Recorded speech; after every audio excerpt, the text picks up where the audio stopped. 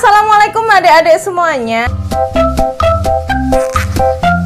Adik-adik, sekarang kita belajar bagaimana menentukan logam apa yang baik diletakkan di anoda dan diletakkan di katoda.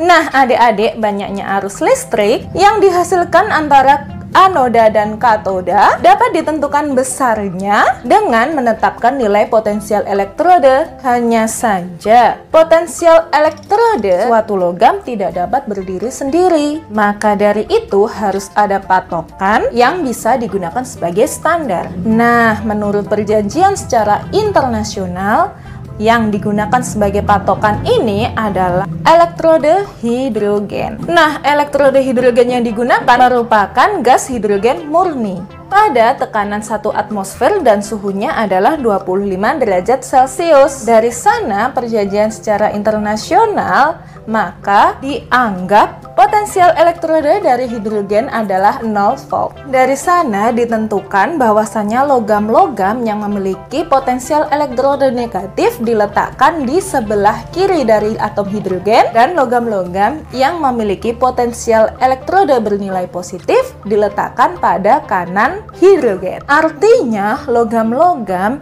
yang memiliki potensial elektrode negatif daripada hidrogen akan mengalami reaksi oksidasi, sedangkan yang memiliki potensial elektrode positif atau yang ada di kanan hidrogen akan mengalami reaksi reduksi ketika dia berada dalam sel volta. Jadi, logam-logam yang dimaksudkan antara lain kalian lihat pada tabel yang aku ambil dari buku Budi Utami ya. Nah, yang ada di kotak merah itu untuk hidrogennya. Di sana nilai potensial elektrodenya adalah 0 volt kan. Yang ada di atas hidrogen itu merupakan logam-logam yang memiliki potensial elektrode negatif, sedangkan yang di bawahnya merupakan logam-logam yang memiliki potensial elektrode positif. Adik-adik, logam-logam ini akan ditata sedemikian hingga membentuk deret lurus yang mana dinamakan sebagai deret volta. Nah, itu merupakan deret volta ya adik-adik, di mana deretan volta ini harus kalian hafalkan. Yang sebelah kiri potensial elektrodenya negatif dan sebelah kanan potensial elektrodenya adalah positif. Kalau kita mengacu pada KPAN dan KRAO, artinya nanti logam yang relatif ke kiri akan mengalami reaksi oksidasi, dengan kata lain bertindak sebagai reduktor, dan logam-logam yang relatif sebelah kanan akan mengalami reaksi reduksi atau bertindak sebagai oksidator. Nah, contohnya jika aku memiliki dua lempeng logam yaitu seng dan tembaga, Zn dan Cu, karena pada deret volta Zn letaknya ada di sebelah kiri dari Cu, maka Zn akan bertindak sebagai anoda dan Cu akan bertindak sebagai katoda. Paham kan? Kalau misalkan pada deret volta penampakannya akan seperti itu ya adik-adik. Nah, yang sebelah negatif adalah Zn, yang positif adalah Cu.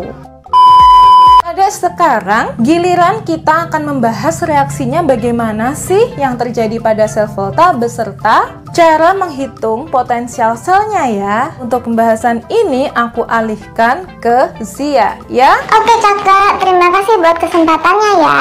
Teman-teman, sekarang giliran sama aku nih. Jadi teman-teman, kalau misalkan kalian ingin menghitung potensial sel dari suatu sel volta, maka dari itu yang pertama adalah kalian lihat dulu nih reaksinya itu bagaimana. Di sana ada data potensial reduksi beserta reaksinya kan. Kalian lihat pada nilai potensial reduksi untuk menentukan mana yang anoda, mana yang katoda. Nah, karena tadi kakaknya sudah bilang bahwasanya yang lebih positif akan menjadi katoda, sedangkan yang lebih negatif akan menjadi anoda, maka dari itu Cu nanti akan menjadi katoda dan Zn akan menjadi anoda. Sesuai dengan reaksi selnya, kita lihat di sana katodanya adalah Cu. Nah, sesuai singkatannya KPAN dan KRAO, bahwasannya di katoda harus terjadi reaksi reduksi kan. Kita cek di sana Cu2+ kan menjadi Cu, artinya dari bilangan oksidasi 2+ menjadi 0, berarti mengalami reaksi reduksi kan, berarti reaksi tersebut tidak perlu dibalik, artinya E0 nya juga tetap positif. Habis itu tadi kan sudah disimpulkan bahwasannya yang Zn akan menjadi anoda bukan? Nah, sesuai dengan singkatannya KRAO, maka di anoda kan akan terjadi reaksi oksidasi. Kita cek untuk reaksi sebelumnya kan dari Zn2+ menjadi Zn, bilangan oksidasinya dari 2+ menjadi 0, berarti kan itu masih terjadi reaksi reduksi kan. Biar terjadi reaksi oksidasi sesuai aturannya kita balik.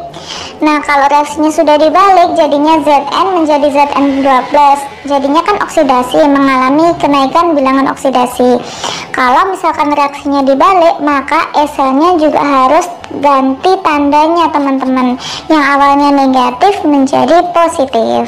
Kalau sudah, tinggal kita jumlahkan aja. Nah, karena seperti biasanya antara ruas kanan dan ruas kiri itu saling mengurangi, dan di sana kebetulan koefisien elektron sama-sama 2, maka langsung aja kita coret ya teman-teman, artinya elektronnya saling mengurangi dan habis. Maka dari itu tinggal kita turunkan aja di jumlah nih teman-teman. Maka reaksi selnya menjadi Zn dengan fase solid ditambah Cu2+ aqueous menjadi Zn2+ dengan fase aqueous ditambah dengan Cu fasenya solid. Nah, untuk E-selnya tinggal kita jumlahkan ya teman-teman, hasilnya positif 1,1 volt. Nah, nilai ini coba nih kita simpen dulu, karena aku mau ngasih tahu kalian cara yang lain untuk menghitung potensial sel selain pakai reaksi. Kalian perhatikan nih, jadi untuk menghitung potensial sel bisa menggunakan rumus juga teman-teman. Rumusnya E-sel sama dengan E0 yang ada di katoda dikurangi dengan E0 yang ada di anoda. Nah, seperti tadi di datanya bahwasanya karena potensial reduksi dari Cu lebih besar daripada Zn, berarti kalau di deret volta Cu ada di sebelah kanan Zn kan, artinya Cu akan menjadi katoda dan Zn akan menjadi anodanya, seperti yang sudah dijelaskan sebelumnya. Nah, habis itu karena sudah ketahuan yang mana anoda dan yang mana katoda, tinggal masukkan aja ke rumus. Jadinya kayak gini nih teman-teman, 0,34 punyanya katoda dikurangi dengan minus 0,76 punyanya anoda, jadinya tetap plus 1,1 volt. Dari sini dapat diketahui bahwa hasilnya sama. Sudah paham kan teman-teman? Eits, tunggu dulu. Ada catatan penting untuk kalian. Yang pertama, ingat, perhitungan tidak melibatkan koefisien. Jadi nggak seperti cara kalian menghitung delta H yang ada di termokimia kemarin ya. Kemudian hal yang penting untuk kalian yang kedua adalah jika hasil perhitungan kalian nanti bertanda positif, maka artinya adalah reaksi tersebut dapat berlangsung atau bisa dikatakan bahwasanya reaksi tersebut adalah spontan. Maka dari itu syaratnya adalah potensial elektrode yang ada di katoda harus lebih besar daripada potensial elektrode yang ada di anoda, bukan? Oke, sekarang kita lanjut ke bagaimana sih cara menulis notasi sel. Lanjutkan ya, Zia ya. Oke kakak, siap. Oke teman-teman, sekarang kita lanjut untuk mengetahui bagaimana cara menulis notasi sel ya teman-teman. Nah, caranya kalau misalkan kalian memiliki reaksi sel kayak gini nih ya teman-teman ya, A ditambah dengan KX plus menghasilkan AY plus tambah K. Kalau misalkan aku punya reaksi seperti ini, maka dari sana diketahui bahwasanya Zn merupakan anoda dan Cu merupakan katoda. Nah, dari reaksi tersebut kalau misalkan mau dibuat notasi selnya, maka dibuat seperti ini nih teman-teman. Nah, dari sini dapat diketahui bahwasanya tanda garis 2 itu merupakan jembatan garam. Nah, kalau misalkan reaksi di atas ini aku gunakan untuk membuat notasi selnya, maka gampang aja nih teman-teman, tinggal ngikuti sesuai apa yang ada di kotak oranye, bukan? Nah, anodanya itu kan Zn, tinggal nulis aja Zn garis 1, Zn2 plus garis 2. Nah, karena katodanya itu adalah Cu, maka Cu2 plus garis 1 Cu. Cukup mudah, bukan?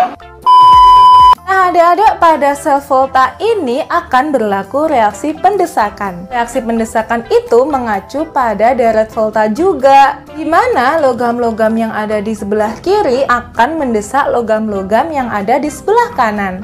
Atau bisa disebutkan logam pada anoda akan mendesak logam pada katoda. Kalau reaksinya seperti ini, maka artinya logam L akan mendesak logam M. Atau lebih gampangnya, pusatkan perhatian kalian pada reaksi yang ada di sebelah kiri panah ya.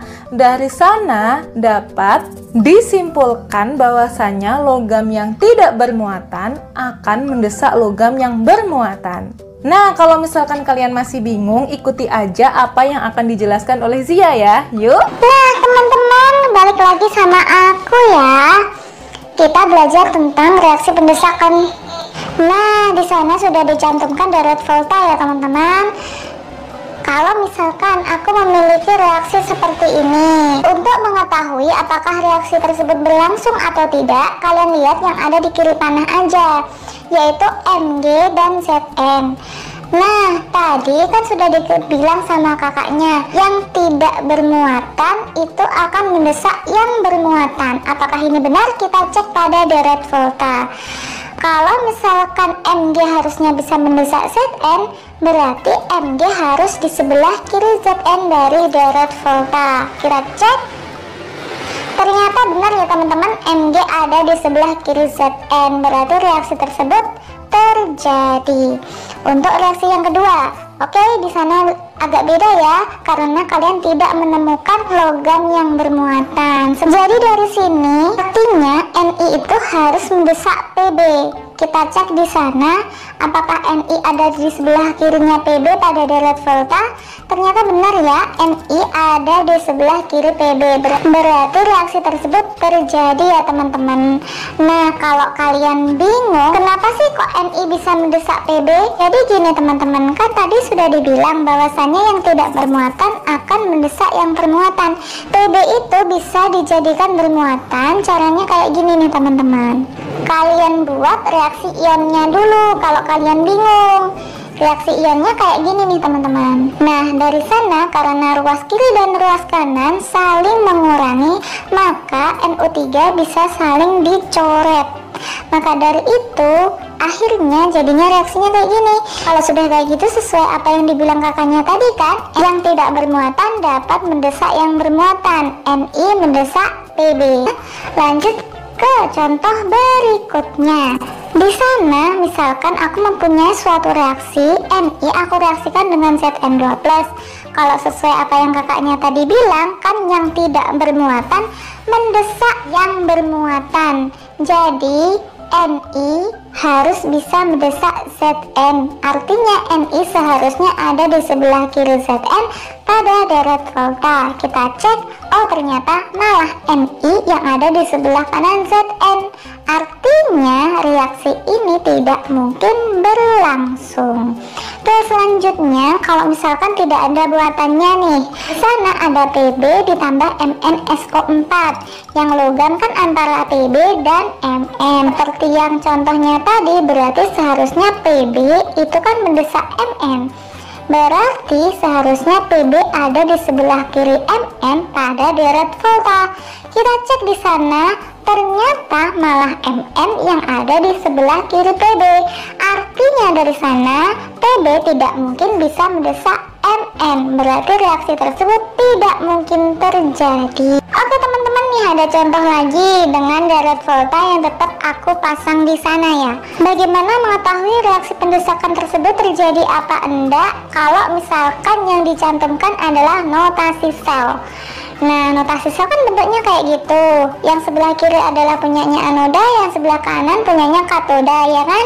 Kalau misalkan aku mempunyai notasi sel seperti ini, Fn-nya sebagai anoda dan Sn-nya sebagai katoda. Artinya dari sini berarti dalam deret volta Fe harus ada di sebelah kiri dari Sn, karena memang anoda yang seharusnya ada di sebelah kiri katoda. Nah, kita cek pada deret volta ya teman-teman. Ternyata Fe bener nih ada di sebelah kirinya dari Sn.